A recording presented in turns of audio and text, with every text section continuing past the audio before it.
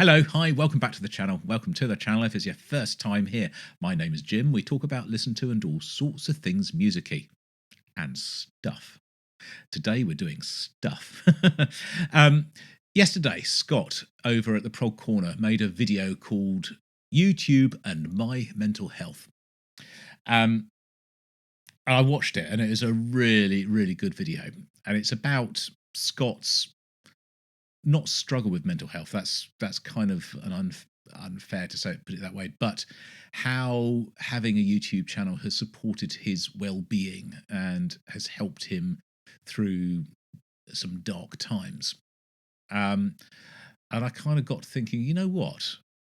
It's kind of done the same for me in slightly different ways, but I hadn't really sort of thought about how important this channel was to me from that point of view. And I thought, well,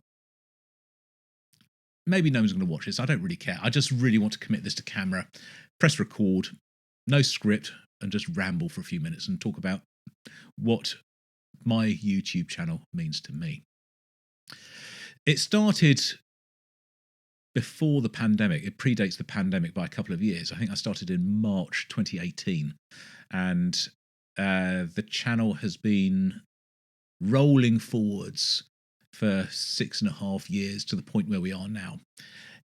When I first started up, I was gainfully full-time employed, and I was making a few videos just for fun, really, to share with some friends initially. And it kind of caught on. There was an audience. People started to comment and to encourage me, and so I sort of the YouTube hooks got in me, and I sort of started doing it sort of a little bit more seriously. And as time went by, my life changed. So around about early 2019, my wife and I became the legal guardians to a little boy who now lives with us full time. We're basically mum and dad to him. And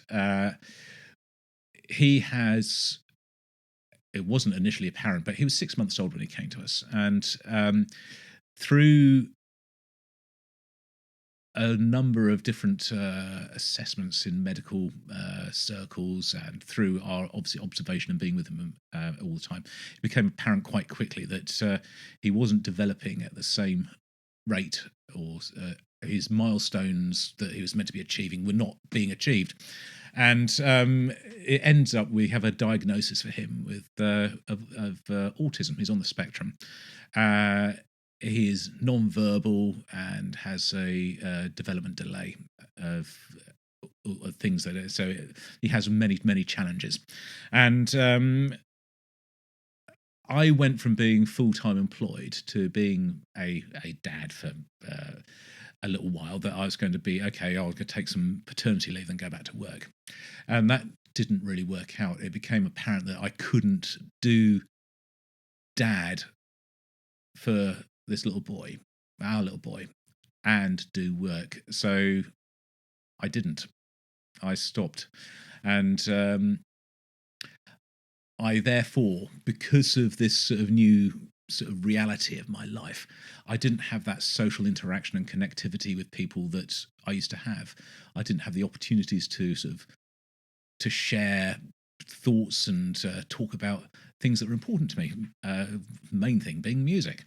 And so I had this sort of realization that I had this vehicle, this YouTube channel that was,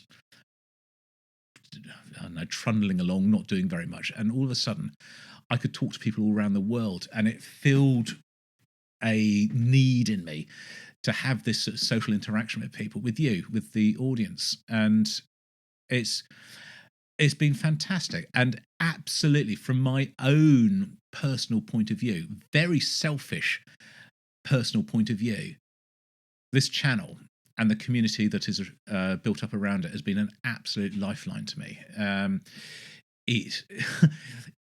It keeps me sane, because I've talked about this a little bit before, that outside of this studio, outside of me sort of talking to this camera, my life is pretty chaotic, as you might be able to imagine. There is not many hours in the day where I'm not involved in doing stuff with for our family, and having this outlet is by far the most important thing to me,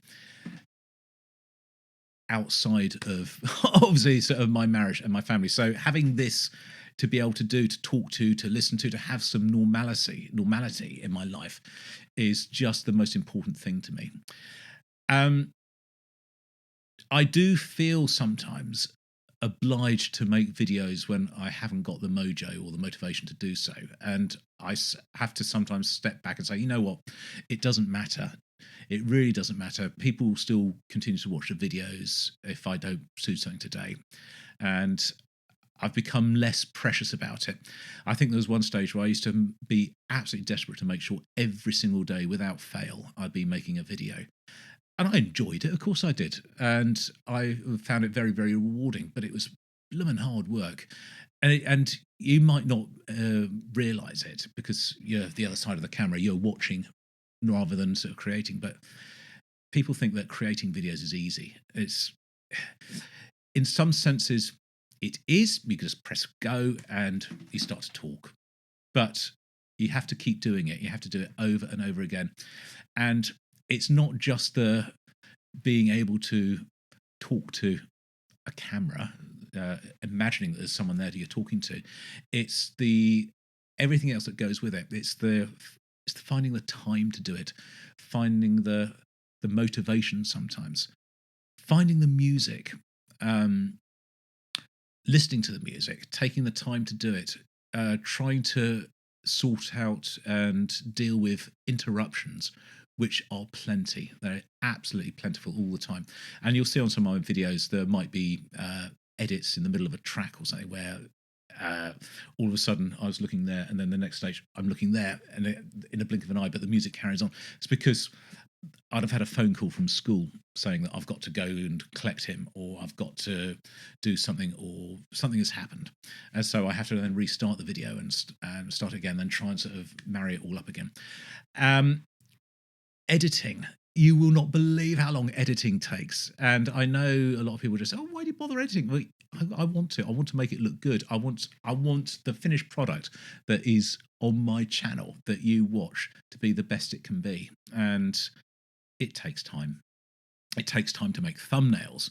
It takes time to get hold of the music sometimes. And I know that obviously I'm very grateful that some people send me some stuff and I will absolutely use that. But by the same token, if somebody wants me to listen to a particular piece of music, I will do everything in my power to make sure I've got a physical copy of it if I don't already have it. And that will take time, obviously, trying to research, source it, find it, get it. So it all takes its toll. And sometimes, you know, you just have to take a little break, take some time away, and not feel guilty about it. And I've learned to do that. I know that there is an expectation from the audience that, oh, what's happening today? I was going to see what's happening from for the YouTube channels that I follow, and they're like, oh, Jim hasn't done anything today. Oh, never mind. And you know what? There's 100 million hours of other content there for people to watch, so I don't feel too precious about that anymore. I will absolutely continue to do this for as long as I can, as long as it's enjoyable. But, you know, there are times where I just don't and I can't. And I can't really apologise for that because I need to look after this. I need to look after myself and take care of myself for my son and for my family. So that's my take on it, really. YouTube has been an absolute godsend. And it's an absolute horror story. It's a double-edged sword. It's an absolute godsend because it gives me this outlet to talk to you. It gives me a community to be involved with. I've made some incredible friends on here, and I talk to people regularly. And we have conversations outside of this environment, which is healthy and good. I have met people out in the wild, in the real life, which is fantastic. And absolutely, it's just one of the best things that has ever happened, most rewarding things. From a career point of view, it's not that rewarding. It's not replacing a job that I used to do from a sort of uh, a money point of view. It pays a little bit, but it doesn't. It's not. It's not there to do that. It's there for me to enable me to do this, to listen to music, to share music, and to have a community. It's here for you guys as well, and I cannot thank you enough for being along for this journey, for supporting me, for listening, for commenting, just being part of the whole thing. But the other edge of that, the other part of the double-edged sword, is that it can be a bit of a curse because of what I was saying about the pressure that you put on yourself, and you feel that implied, although never actually said from the audience, that there's this expectation for more and more and more to keep coming. I've got past that. I don't worry about that anymore. But there is other pressures which come with it, which are so annoying and frustrating. It's things like videos being blocked through by copyright holders, and I know it happens. It's a risk. It's part of the game that we play.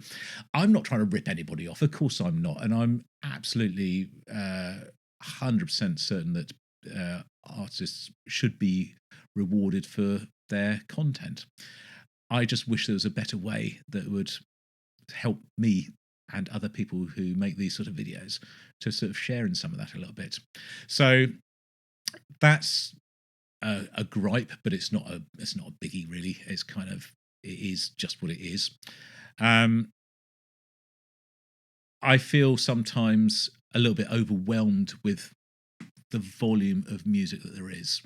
The amount, there's stuff here, there's CDs, there's requests of things I need to listen to. And I just have to sometimes just filter through it. Try and do a variety of stuff. So some days it will be some metal, sometimes it'll be some jazz, sometimes it'll be some prog, some classic rock, some electronica. Just try to make sure that we keep a sort of fairly balanced, even keel, and not try to concentrate too much on any one thing. And it keeps me interested, and hopefully it keeps you interested in it as well. So I just want to say thank you for being here. Thank you for looking after my mental health. And as I say, yes, being part of this journey. I appreciate each and every one of you very, very much indeed. Even if there are some nasty comments from time to time. I don't care. My ego's not that massive, and it's not bruised that easily. So it's a good place to be. I'll see you all in the next video, whenever and whatever that is. Until then, this is Jim, over and out.